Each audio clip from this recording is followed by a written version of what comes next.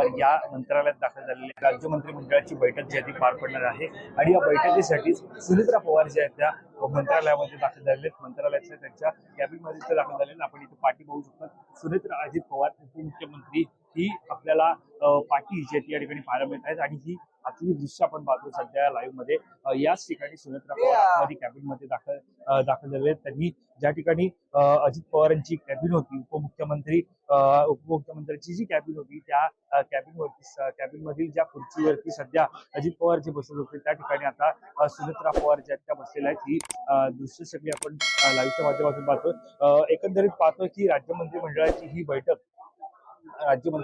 बैठक जरी ही आज असली तरी सुनेत्रा अजित पवार याच्यामध्ये आपण पाहतोय अजित पवार यांचा एक बैठकीच्या माध्यमातून असेल किंवा शासकीय कामकाज असेल याच्यामध्ये एक वेगळाच दरारा आपल्याला नेहमी पाहायला मिळत होता। कारण अजित पवार म्हटलं की स्पष्टोक्ती करणारा नेता असेल, काम होणार असेल तर हो म्हणणारा, नसेल तर थेट नाही म्हणणारा असा हा नेता होता ज्याचं अपघाती निधन झालं। आणि त्यानंतर सध्या अनेक घडामोडी या राज्यभरामध्ये घडताना पाहायला मिळत आहे। त्यातली पहिली घडामोड म्हणजे त्यांच्या पत्नी सुनेत्रा पवार यांनी राज्याच्या उपमुख्यमंत्री पदाची शपथ घेतली। खरं तर हे उपमुख्यमंत्री पद सुरुवातीपासूनच ज्यावेळेला महायुतीचं सरकार राज्य स्थापन झालं त्यावेळेला शिवसेनेनंतर राष्ट्रवादीमध्ये बंडखोरी झाली, त्यावेळेला उपमुख्यमंत्री पद हे राष्ट्रवादीकडे होतं। अजित पवार हे उपमुख्यमंत्री होते। मात्र अजित पवार यांच्या अपघाती निधनानंतर सुनेत्रा पवार या त्यांच्या पत्नी त्यांनी उपमुख्यमंत्री पदाची शपथ घेतली। मुंबईतील लोकभवन येथे राज्यपालांनी त्यांना शपथ दिली आणि त्यानंतर त्यांचं शासकीय कामकाज जे आहे ते उपमुख्यमंत्री म्हणून सध्या सुरू झाल्याचं पाहायला मिळतं। मात्र ज्यावेळेला शपथ घेतली त्यानंतर सुनेत्रा पवार थेट बारामतीमध्ये दाखल झाल्या।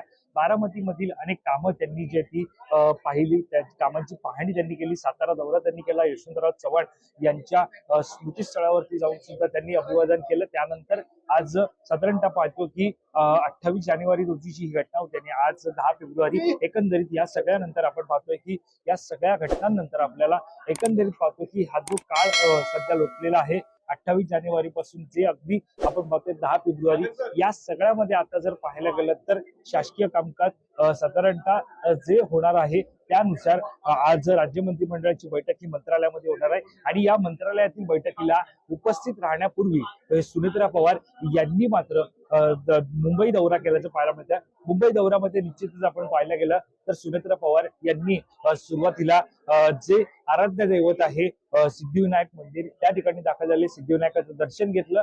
त्यानंतर डॉक्टर बाबासाहेब आंबेडकर यांच्या चैत्यभूमी येथे जाऊन त्यांना अभिवादन सुद्धा केलं आणि त्यानंतर राष्ट्रवादी काँग्रेस प्रदेश कार्यालयामध्ये आले। त्या ठिकाणी अजित पवार यांना त्यांनी श्रद्धांजली वाहिली, अभिवादन केलं आणि त्यानंतर थेट या कॅबिनमध्ये ते दाखल झालेले आहेत। ज्या ठिकाणी उपमुख्यमंत्री कार्यालय हे जे आपण पाहतोय या कार्यालयामध्ये सध्या सुनेत्रा पवार दाखल झालेले आहेत।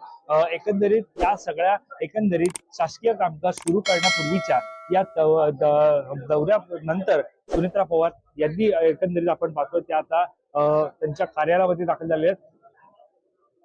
ज्या वेळेला सुनेत्रा पवार या मुंबई दौऱ्यावरती होत्या, मुंबईमधील विविध ठिकाणी ज्या फिरत होत्या त्यावेळेला त्यांच्यासोबत त्यांचा मुलगा पार्थ पवार असेल, खासदार प्रफुल्ल पटेल, सुनील तटकरे असतील, यासोबतच आमदार निशांत सिद्दीकी असतील, अनेक आमदार असतील हे सुद्धा त्यावेळेला उपस्थित असल्याचं पाहायला मिळत होतं। सिद्धिविनायकाच्या दर्शनानंतर चैत्यभूमी येथे त्यांनी गेले आणि त्यानंतर आपण पाहतोय की आता आपण पाहतोय चैत्यभूमी येथून त्यांनी राष्ट्रवादी काँग्रेस प्रदेश कार्यालय आणि मग नंतर थेट मंत्रालयात दाखल झाले। आता साधारणतः 12 वाजताच्या सुमारास राज्य मंत्रिमंडळाची बैठक जी आहे ती सुरू होणार आहे। मात्र राज्य मंत्रिमंडळाच्या बैठकीपूर्वी प्री कॅबिनेट म्हणजे पूर्व बैठक जी आहे ती आपल्याला नेहमी होताना पाहायला मिळते आणि त्या पार्श्वभूमीवरती आता या कार्यालयामध्ये आपण पाहतोय, याच कार्यालयामध्ये आपण पाहायला गेलं तर ही बैठक सध्या होताना पाहायला मिळत आहे।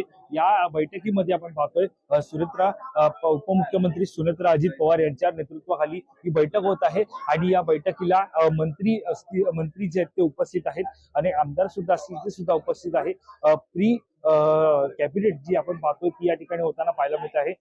कशा प्रकारे निर्णय होतील, अजित पवार यांच्या निर्णयाची क्षमता जर आपण पाहायला गेलं तर निश्चितच नेहमी ही कामाच्या कोणीही आड येणार नाही।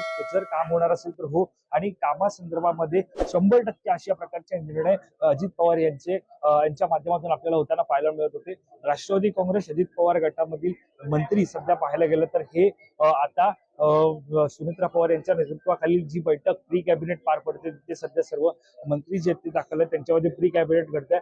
मुळामध्ये या सगळ्यामध्ये एकीकडे शासकीय कामकाज असलेल्या राज्य मंत्रिमंडळाची बैठक असल्या तरी एक महत्वाचा विषय तो म्हणजे विलिनीकरणाचा. ज्या वेळेला अजित पवार यांचं निधन झालं त्याच वेळेला राष्ट्रवादी काँग्रेस शरदचंद्र पवार पक्षाकडून विलिनीकरणाच्या मुद्द्याने जोर धरला. विलिनीकरणाचा मुद्दा हा पुढे आल्याचं पाहायला मिळालं. मात्र आताही या सगळ्यावरती जर पाहायला गेलं तर शरद पवार यांच्या राष्ट्रवादीकडून विलिनीकरणाबाबत सकारात्मकता भूमिका असतील, चर्चा असतील या होताना पाहायला मिळत आहेत. मात्र तितक्याच चर्चा, तितक्याच प्रभावशाली चर्चा असतील किंवा पॉझिटिव्हिटी असेल ही मात्र अजित पवार यांच्या राष्ट्रवादीकडून पाहायला मिळत नाहीये. मात्र मध्यंतरी आपण पाहायला गेलं तर काही दिवसांपूर्वी राष्ट्रवादी काँग्रेसचे प्रतिनिधी अध्यक्ष सुनील तटकरे यांनी माध्यमांशी संवाद साधला.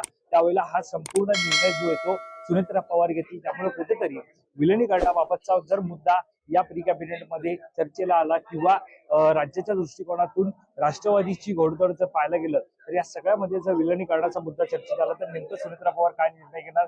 पार्थ पवार यांनी अगोदरच आपण पाहतोय सातत्याने शरद पवार यांची आपल्याला भेट घेतल्याचं पाहायला मिळालं. 2 वेळा यांच्यामध्ये बैठका झालेल्या पाहायला मिळाल्या. मात्र आता सुनेत्रा पवार यांचा काय नेमका निर्णय असेल, सुनेत्रा पवार नेमका काय निर्णय घेणार, प्री कॅबिनेट सध्या होत आहे याच्यामध्ये नेमका काय निर्णय होतो हे पाहणं महत्वाचं ठरणार आहे. कॅमेरा पर्सन अवधेश कोरीसह पाटील, मुंबई.